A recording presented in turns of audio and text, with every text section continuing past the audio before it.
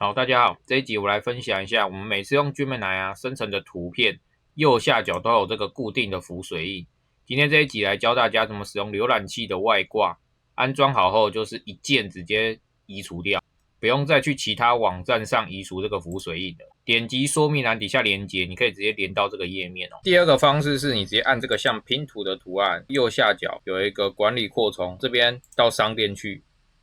在这边上面输入Gemini 去水印工具，按 Enter 搜寻，第一个就是了，把它打开，就会到这个页面。我们有3个浏览器可以直接安装，这是第一个，这第二个，这第三个，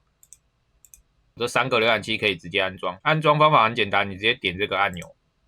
新增扩充功能，按下去，你会在右上角看到这个新增的东西，它会消失嘛，对不对？所以你要再把它找出来，在这边按钉选之后，它就会一直常驻在这边。当然，如果你不钉选的话，你就是从这边找，从这边开也是一样的哦。好，我们这个很简单哦，我示范一张图片哦，按一下这个按钮，它就会自己打开这个上传的界面。我们就是找这张，这里有一个水印，刚刚有水印，现在1秒钟之后就没有了，所以我们直接按这个下载，我们就下载好了，就在这边。刚刚我们的右下角水印已经不见了，这个画质还是一样哦，大小画质都不会变哦，这是一个很方便的工具。推荐给大家。如果觉得这部影片对你有帮助，别忘了按下订阅、点赞。我们下集见。